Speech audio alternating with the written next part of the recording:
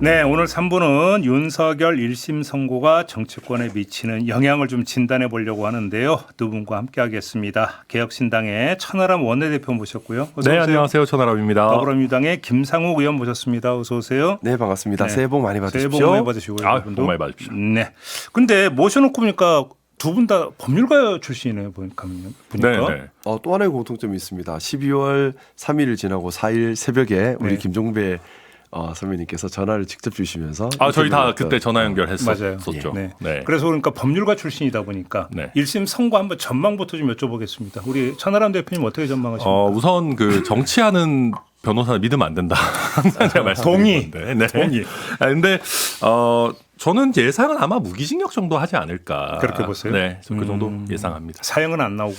그러니까 사형도 저는 뭐 이론적으로 가능은 한데, 근데 이번에 어쨌든 그 뭐 크게 뭐 예를 들면 생명을 잃거나 개헌 과정에서 크게 다치거나 이런 분들이 많지 않았었어서 역시 인명피해 얘기가 또 나오네요. 그렇죠. 인명피해 이런 부분들이 없었던 부분이 있어서 그걸 이유로 무기징역 또는 조금 감경해서 예를 들면 6이더라도 뭐 한 50년이나 40년 이런 선고도 가능은 하다고 보는데 이론상 그럴 수 있다. 네, 이론적으로 가능하고 다만 제 생각에 1심이고 특히 대한민국 민주주의에 대한 어마어마한 어떤 중대한 위협이 알았다는 걸 감안했을 때 저는 1심은 무기징역 할 가능성이 높고 그 정도가 제 개인적인 의견으로도 적절하지 않나 생각합니다. 김상욱 의원님 어떻게 전망하십니까? 네, 뭐 저 개인적으로는 당연히 사형 선고가 나야 한다고 생각합니다. 왜냐하면 감경 사유는 없고 가중 사유만 많이 있기 때문입니다. 그런데 사실 판사님의 이 의중에 거의 다 달려 있어요. 죄송합니다. 네, 좀 비염이 좀 심하시다고 합니다, 의원님이. 예. 이 정치적 고려를 많이 하면 사실 판사님이 가장 적게 형을 주려고 하면 20년까지도 낮출 수 있는 것이고 이론상으로. 장량 감경까지 다 들어가 버리면은 이제 근데 그 20년부터 사형까지 할 수 있는 건데 사실 법만 놓고 법 논리만 놓고 들어간다 그러면 저는 당연히 사형해야 된다 생각합니다. 감경 사유가 없고 가중 사유만 있기 때문에 그렇습니다. 네. 그런데 이제 지금 지규현 부장이 지금까지 재판 과정을 보면 상당히 좀 정치적 고려를 많이 하고 있는 것 같은데 좀 그 얘기 드리고 싶습니다. 뭐 오늘 뭐 판결문 다 써놓긴 했겠지만은 판사님이 정치 고려하면 안 되죠. 그럼 정치 판사죠. 그렇죠. 그리고 법대로 해야 된다. 그리고 내란죄는 우리 헌법상 규정된 가장 무거운 강력한 죄. 또 만약 시민들께서 그때 정말 이걸 기적에 더해져서 막아진 거잖아요. 아차 잘못했으면 정말 수만 명의 국민들이 다칠 뻔했던 무거운 죄입니다. 우리 현주건조물 방아죄 같은 경우도 강력하게 처벌하잖아요. 이유는 큰 위험을 유발할 수 있기 때문이에요. 내란죄도 마찬가지입니다. 너무나 큰 위험을 유발할 수 있기 때문에 그리고 이건 미수가 아니라 기수까지 간죄입니다. 예. 그렇기 때문에 저는 사형 선고를 해야 한다고 생각하고 뭐 저는 그걸 좀 기다리고 있습니다. 알겠습니다. 네. 근데 이제 두 분 공이 뭐 형량의 어떤 전망은 좀 차이가 있지만 유죄 나온다는 것은 아예 전제라고 지금 두 분이 다 말씀하시고 있기 때문에 유죄 선고를 전제로 지금부터 좀 질문을 드리도록 하겠습니다. 당연하죠. 저희는 12월 4일부터 이게 당연히 유죄고 그러니까. 내란 우두머리라는 거를 뭐 명확하게 봤었습니다. 그래서 이제 그 유죄 선고가 이제 정치권에 미치는 영향을 좀 지금부터 집중 진단을 좀 하려고 하는데 역시 뭐 당연히 국민의힘부터 좀 살펴봐야 될 것 같은데 지금 보도를 보면 장동혁 대표가 이제 선고 나오면 입장 밝힐 거라고 그런다고 하거든요. 네. 입장이 어떻게 나올까요? 전망을 좀. 저는 강공으로 나올 것 같습니다. 강공? 예, 왜냐하면 이제 지금 누구한테 공격을 한 건데? 뭐 이제 민주당한테? 이제 이게 억울한 이제 그러니까 윤석열을 희생양 삼아서 자기 세력을 규합하는 기회를 삼으려고 하지 않을까. 저는 왜 이런 생각을 하냐면 틀릴 수는 있지만은 장동혁이 지금까지 해온 것들을 보면은 보수당을 구구혁명을 꿈꾸는 구구당으로 바꿔가는 과정을 하고 있거든요. 네. 마치 미국 트럼프가 공화당에 침투해서 마가 세력이 공화당을 먹은 것처럼 그렇게 똑같은 과정을 밟아가고 있다고 보고 있습니다. 그러면 지금 뭐 장동혁 입장에서는 합리적인 보수 세력 또는 건강한 보수 세력을 다 도려 척결하고 네. 좀 극우적 성향이 강한 또 자기 마음대로 할 수 있는 사람 중심으로 지금 계속해서 재편에 가는 과정인데 어떻게 보면 윤석열에 대해서 강력한 선고가 나오고 유죄 선고가 나오면 본인 입장에서는 여기서 만약에 반발 물러서면요 자기 기반이 흔들리거든요. 반대로 이걸 정치적으로 이용해서 치고 나가버리면은 자기 기반이 더 강력해질 수 있습니다. 유죄 선고가 부당하다고 나온다? 저는 그렇게 이용할 것 같습니다. 그래요? 도리어 희생양 프레임을 쓰지 않을까라는 생각도 그렇게 합니다. 보시고. 천하람 대표님. 저는 저는 원래 한 몇 달 전 같으면은 김상우 의원님하고 비슷하게 더 싸울 것 같다라고 했을 텐데 요즘 보니까 장동혁 대표가 선거 앞두고 좀 물러서더라고요. 그러니까 뭐 예를 들면 윤어게인 세력이나 뭐 윤어게인 아니고 윤석열 전 대통령에 대해서도 이미 절연했다 뭐 이런 식의 메시지를 내놓는 거 보면 저는 1심 선고 나오고 나면 하나만한 이야기를 하지 않을까. 그러니까 지금 하고 있는 것과 비슷한 이야기. 그러니까 이미 절연했고 윤은 뭐 이미 탈당했으니 우리 당 사람 아니고 뭐 나도 그때 계엄 해제 표결했고 뭐 윤어게인 세력 없다 이런 식으로 이제 그 약간 그러면서도 결국 국민들이 중요하게 보는 거는 윤어게인이라고 손꼽히는 사람들 뭐 있잖아요. 그 당내 여러 주요 당직도 있고 뭐 유튜버들도 있고 뭐 전한길이나 그 누구야 그 뭐 다른 사람들도 있잖아요. 고성국이나 이런 사람들을 실제로 쳐내느냐를 이제 행동을 가지고 볼 텐데 네. 저는 요약하면 말은 이미 절연했다 뭐 하나만한 얘기하면서 행동으로는 나아가지 않는. 그래요. 네, 그 정도로 가지 않겠나 그렇게 봅니다. 그러면 하나 제가 여쭤볼게요. 지금 국민의힘이 이제 당명 개정을 추진을 해왔고 공모 받았고 어제 이제 뉴스를 보면은 뭐 대여섯 개로 추렸고 그걸 다시 2개로 추렸다는 보도까지 지금 나왔는데 이걸 오늘 최고위원회에 지금 보고를 한다고 그러거든요. 왜 오늘일까를 가만히 생각을 하면 혹시 이게 당명 개정과 윤석열 선고를 지금 맞물려서 윤석열 선고를 받아가면서 새롭게 보여주는 모습이 하는 시발점으로 당명 개정을 내세울 가능성 이렇게 한번 추측해 볼 수도 있을 것 같은데. 저는 그 의도가 당연히 깔려 있다고 생각합니다. 왜냐하면은 이걸 오늘 굳이 보고할 필요 없거든요. 그러니까 뭐 사실 할 거면 설날 전에 해도 되는 거고 설날 전에 해서 당명 바뀐 거를 설날 밥상에 올려도 되는 거고 그렇죠. 타이밍은 얼마든지 조절할 수가 있는데 이걸 굳이 오늘 최고위에 보고해가지고 오늘부터 바뀐다라는 거는 윤하고 나름대로 어쨌든 뭔가 절연할 계기를 좀 가시적으로 만들겠다라는 의도가 깔려 있는 것 같고요. 예. 근데 이게 저는 선후 관계가 좀 바뀐 것 같긴 합니다. 어떻게요? 그러니까 이게 윤뿐만 아니라 윤어게인 세력과 명확하게 절연하고 그게 행동으로 나오면서 그 다음에 당명 개정이 돼야 이게 효과가 있는 거지. 당명부터 바꾸는데 사실은 장동혁 대표부터 시작해서 예를 들면 당명 바꾸면서 장동혁 대표 물러나는 것도 아니잖아요. 그렇죠. 장동혁 대표와 그다음에 윤어게인 세력으로 보여지는 인물들은 그대로 포진하면서 당명만 바뀐다. 네. 저는 의미 없다고 보고 마지막 한마디만 더 하면 저는 미래연대당 이런 전망도 뭐 이제 언론에서 나오던데 예, 여러 가지 뭐 당명 얘기가 있더라고요. 제가 타당 당명 갖고 뭐 왈가왈부할 건 아니지만은 미래연대당은 안 했으면 좋겠어요. 왜요? 미련당이잖아요, 이거 줄이면. 윤어게인의 미련 있어 보이잖아요. 더 또 좀 미련스러워 죄송합니다. 제 타당 당명인데 이건 뭐 어쨌든 어디까지 가정이니까 네. 예, 그런 건 안 했으면 좋겠다 뭐. 알겠습니다. 뭐 소소한 얘기입니다. 김상국 의원님은 어떻게 보십니까? 저는 중요한 것이 국민의힘 당원들의 의견과 의사 형성 구조라고 생각하는데 지금 국민의힘 당원들이 보면 도리어 장동혁을 지지하는 경향이 강합니다. 여전히 지방선거를 앞두고도 그렇습니다. 그러면 과연 윤석열과 절연하는 스탠스를 어느 정도까지 취할 수 있을 것인가. 지금 어떻게 보면 고성국이나 이런 사람들과 또 윤어게인 세력 또 극우 청년 세력 이런 분들이 사실 국민의힘의 권리당원으로 많이 들어와 있거든요. 그리고 그분들이 지금 상당히 영향력을 행사하고 있고 여론을 주도하고 있습니다. 이번에 친한계를 쳐내면서도 친한계에 대한 동정 여론보다는 잘 쳐냈다라는 것이 국민의힘 다수 당원들의 견해인 것 같더라고요. 네네. 자, 이런 상황에서 과연 장동혁이 여기서 물론 두 가지 섞어서 메시지는 다 낼 거예요. 원래 불분명한 사람이고 원래 약간 좀 기회주의적으로 움직이는 성향이 있기 때문에 양쪽에 다 여지를 두겠지만은 어디에 더 힘을 실을 것인가 그리고 실질은 무엇인가로 판단을 한다면 저 생각에는 좀 더 자기가 당을 더 장악하는 쪽으로 그래서 극우화를 더 시키는 쪽으로 가지 않겠는가. 의원님 진단에 이게 좀 깔리는 거예요. 작용이 있으면 반작용이 있다고. 오늘 만약에 내란 우두머리 혐의에 대해서 유죄 선고가 나오면 네. 극우들이 가만히 안 있을 거 아닙니까? 그걸 이용하면 자기 힘이 더 세지는 거예요. 들고 일어나겠죠. 들고 일어나서 그러면 법원으로 가자는 못할 거고 그렇죠. 서부지 폭동 사태가 있으니까 국민의 힘을 향해서 목소리를 높일 가능성이 충분히 있고 그러면 배신자 척결 떠나올 수 있겠죠. 장동혁 대표가 그걸 의식을 안 할 수가 없다. 이 지금 판단을 하고 계시는 거죠. 뭐 여러 가지 사실은 미래를 정확히 알 수는 없습니다만 우리가 작년 1월, 2월을 좀 돌이켜 보면요. 그때도 국민의힘이 사실 우리가 일반 상식적으로 생각한다면 계엄이 잘못됐다고 제자리로 와야죠. 하지만 그게 아니라 도리어 지지층을 자극을 합니다. 지지층을 자극해서 그걸 자신의 정치 세력으로 이용하려고 했습니다.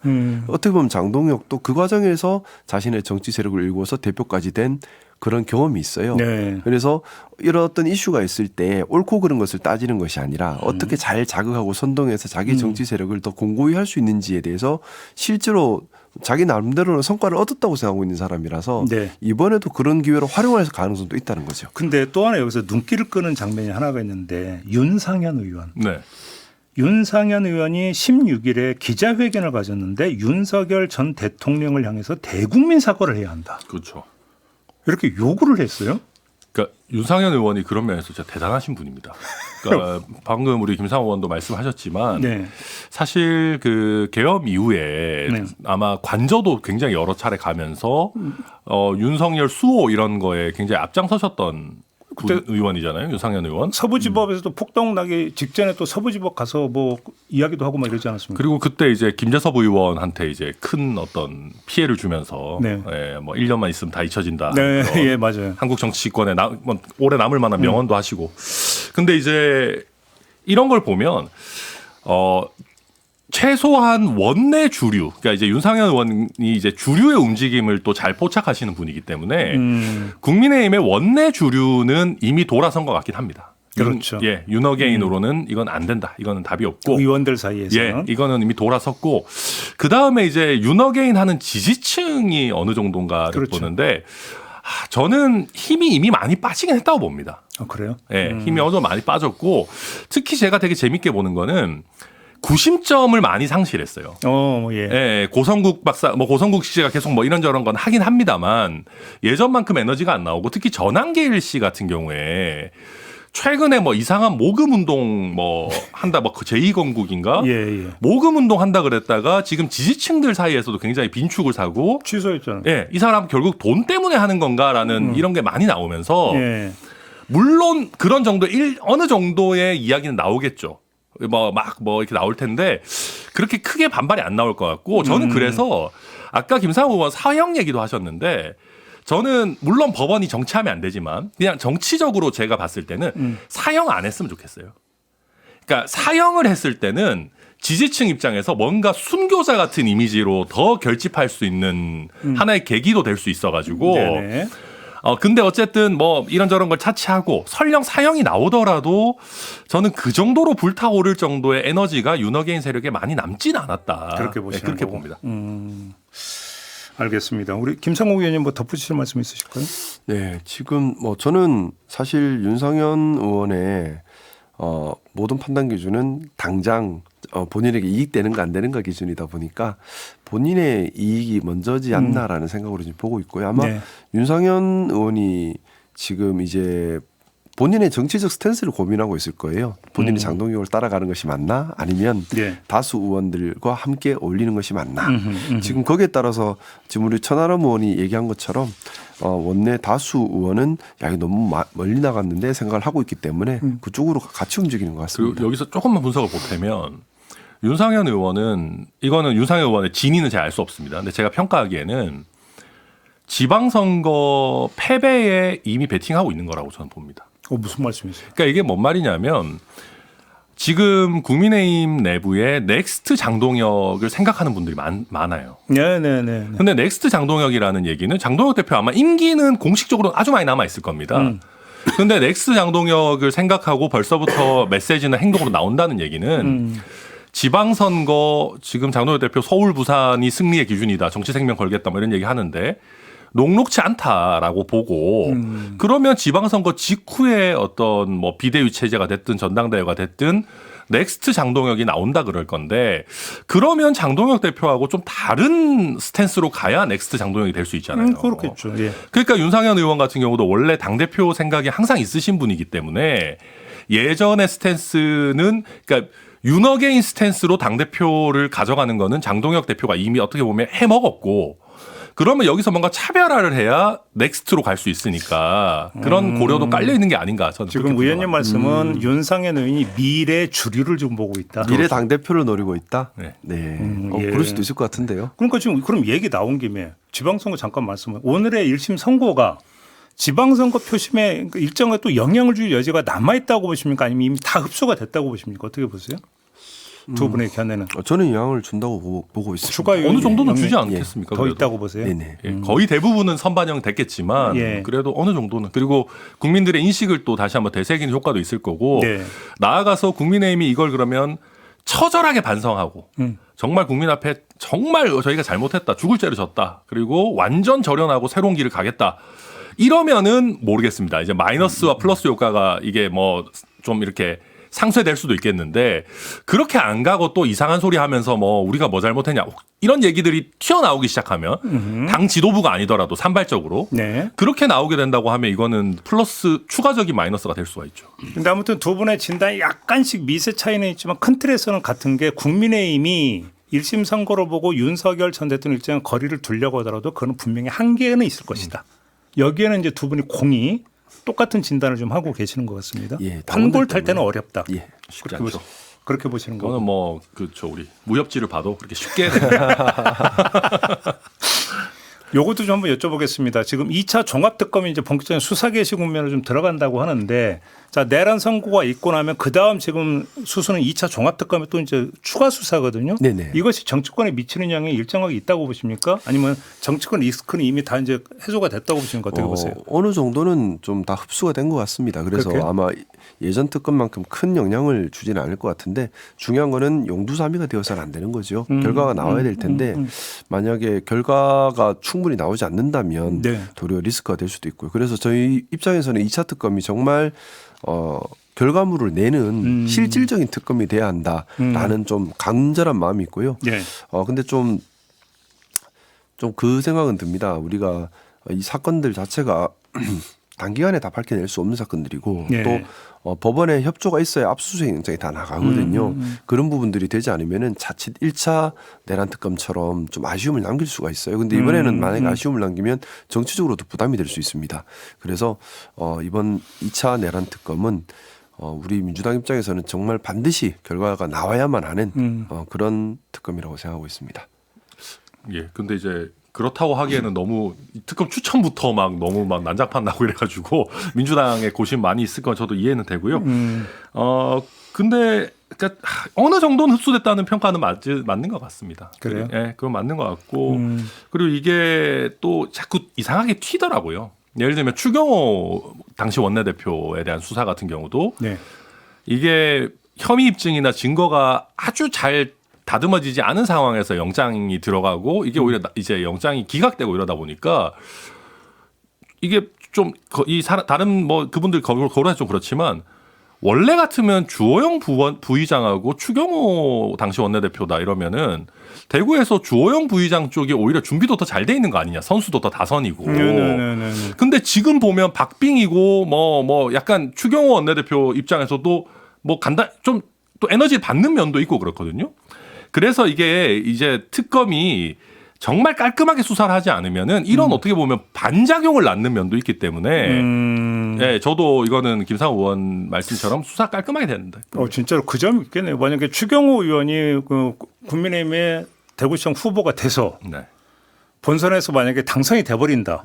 그러면 어떻게 되는 거예요? 그러니까 저는 이건 하나 짚고 넘어가고 싶은 게 추경호 원내대표가 법적으로 유죄인지 무죄인지는 그거는 뭐 또 앞으로도 수사도 되고 뭐 할 텐데 저는 추경호 원내대표가 대구시장이 되는 시나리오가 국민의 입장에서도 안 좋다고 봐요. 아, 오히려? 뭐냐면 김상호 의원님이 직접 더 경험하셨지만 당시에 이런저런 혼란을 유발한 건 맞거든요. 그렇죠. 그리고 어찌됐든 결론적으로 국민의힘 의원 절대 다수가 해제 표결에 참여 안 한 건 맞단 말이에요. 그러면 거기에 대한 정치적인 책임은 져야 되는데 예. 어쨌든 그런 면이 전 좋진 않다고 봅니다. 사실 뭐 좀 이번에 2차 내란 특검을 보면서 저 개인적으로 좀 아쉬움이 있었어요. 뭐냐면요. 이게 제가 작년 7월부터 계속해서 했던 얘기인데 제도 개선과 사건에 대한 대응은 구별해서 봐야 합니다. 12.3 내란이라는 사건에 대한 대응은 12.3 내란 자체를 해결하는 데 집중을 해요. 그렇죠. 그런데 예를 들어 사법개혁이나 여러 가지 개혁은 제도 개선이라서 그렇죠. 시간도 많이 걸리고 반작용, 부작용, 국민 여론도 봐야 되고 이건 정말 지난한 많은 시간이 들어가는 작업입니다. 대신 사건에 대한 대응은 집중적으로 힘있게 신속하게 가야 되는 거거든요. 그 사건에 대한 대응이 내란 전담재판부, 내란 특별법, 내란 특검 세 가지인데 이건 한 세트입니다. 같이 가야지 이게 결과가 나와요. 그래서 사실 우리 민주당이 의지만 있었으면 작년 7월, 8월이라도 충분히 가능했다고 생각을 하고 특히 내란 특별법 같은 경우는 이미 법 발의된 지가 이제 1년이 다 돼가는데 그렇죠. 아직도 통과가 안 되고 있습니다. 그렇죠. 사실 그런 부분은 저도 민주당에서 책임을 함께 나누는 사람이지만 아쉬움이 있는 대목이고요. 지금 2차 특검도 마찬가지입니다. 아직 내란 특별법 없이 또 내란 전담 재판부와 같이 시작하지 않은 채로 2차 특검이 혼자 시작해 버린다면 또 발목 잡힐지 않을까라는 우려가 그런데 뭐 있습니다. 재판부는 오늘 선고도 보면 알겠지만 이게 그 법원에서 사실 아까 압수수색 영장이라는 얘기 하셨지만 압수수색 영장 우리나라 법원은 너무 쉽게 준다고 할 정도로 과하게 주거든요. 그러니까 이번 그 특검 수사도 저도 쭉 보면 인신구속은 사실 좀 엄격하게 본 적이 있지만 수사에 뭐 지장을 줄 정도는 아니었고 그리고 오늘 판결 보면 아마 한덕수 판결에서 이미 나왔지만 법원 때문에 이게 진실 규명이 안 된다? 저는 그거는 말이 안 된다. 한 가지만 말씀을 드리면 우리 천하람 의원님 말씀에 천하람 의원님 말씀처럼 법원에서 일반적으로 수사와 관련된 압수수색은 참 잘 줘요. 근데 이상하게 특검에서 신청한 압수수색은 거의 제대로 안 됐어요. 특검이 이상하게 신청해서. 그건 특검이 이상하다기보다는 이러니까 법원을 의심하게 되는 겁니다. 일반 법원에서 일반 사건에는 압수수색을 그렇게 잘 주는데 왜 특검에서는 이렇게 압수수색 영장을 안 주는 건지. 그렇다고 하기에는 특검이 너무 판판이 깨져가지고. 지금 시간이 다 돼서 제가 하나만 더 조금 전에 의원님이 제도 개선 말씀하셨으니까 사실은 이 그 내란 종식의 마지막 마침표는 이 내란이 다시 발생할 소지를 아예 원천 차단하는 제도 개선 아니겠습니까? 그래서 내란 직후에 나왔던 예 중에 하나가 이래서 보니까 이걸 막기 위한 개헌도 필요하다. 그래서 비상계엄 선포는 더 어렵게 만들고 해제는 더 쉽게 만드는 개헌이 필요하다. 이런 얘기 나왔지만 쏙 들어갔어요. 이런 건 좀 어떻게 되는 겁니까? 뭐 계엄법 관련된 개정은 작년에 있었던 것으로 알고 있고요. 개헌. 계엄. 예. 그건 일부 있었는데. 근데 개헌도 필요한 거 아니냐라는 얘기 나온 거죠. 이제 개헌도 저는 뭐 개인적으로 필요하다고 생각하는데 그거는 개헌 논의는 아무래도 좀 더 시간이 더 많이 논의가 축적돼야 될 부분인 것 같습니다. 아마도 지방선거 이후에나 좀 개헌 논의는 가능하지 않을까. 왜냐하면 국민적 합의를 이끌어내야 되기 때문에요. 이거는 뭐 이렇게 그냥 정치적으로 보면 민주당에서 본인들이 집권하고 나서는 계엄 어렵게 하자 이런 논의 쏙 들어갔어요. 저는 뭐 이 질문지 받아보기 전에는 이런 논의 뭐 솔직히 크게 들어본 적이 없고요. 근데 이제 정확히 그래도 말씀드리면 김상우 의원님 말씀처럼 7월인가 작년 7월인가에 계엄법 개정이 한 번 있긴 있었습니다. 있었어요. 예. 요런저런 그 어떤 형식 요건들 조금 더 엄격하게 하고 이런 것들이 있긴 있었고요. 저도 이 부분은 그 전시 상황에서는 당연히 뭐 쉽게는 아니지만 원활하게 계엄을 할 수 있어야 되겠지만 이해 준하는 국가 비상사태 그런 거에 대해서 조금 엄격한 요건을 두는 그러니까요. 것들, 그러니까 적습을 제외한 그 부분에 대해서는 저희가 개헌 논의에서도 다뤄야 되고 그렇죠. 개헌법과 관련한 추가적인 논의도 필요한데 지금 뭐 이런 부분이 그렇게 적극적으로 논의는 안 되고 있다. 탄력이 붙고 있지는 않은 것 같습니다. 뭐 이제 만들어 가야 될 부분인데 제일 중요한 것은 국회가 대통령의 그런 계엄권 행사를 컨트롤할 수 있는 그 기능을 강화시키는 것이 제일 핵심이라는 생각입니다. 그렇죠, 그렇죠. 그래서 뭐 이제 예를 들어서 이제 개헌법은 일단 이제 1차로 손을 봤지만 이제 헌법에 전시 사변 및 이에 준하는 비상사태일 때 이제 뭐 계엄을 선포할 수 있다고 되는데 이 준하는 비상사태라는 게 너무 해석 여지가 많으니까 아예 빼버려야 된다부터 해갖고 별별 얘기가 다 나왔잖아요. 근데 이제 손을 못 대고 있는 이런 상황이기 때문에 이제 탄력이 붙을까 좀 궁금해서 좀 여쭤봤던 건데요. 그건 좀 나중에 다시 한번 이야기를 탄력이 붙으려면 뭐 좀 그 생각은 듭니다. 좀 뭔가 좀 정리가 돼야 될 것 같아요. 그렇죠. 예, 지금 너무 솔직히 좀 이런 말씀드리기가 좀 송구하긴 한데 어수선한 정당 상황인 것 같습니다. 마지막은 제도 개선으로 끝내야 된다. 이거는 분명한 사실인 것 같고요. 오늘 이야기는 좀 이렇게 마무리하도록 하겠습니다. 두 분 고맙습니다. 네, 감사합니다. 감사합니다.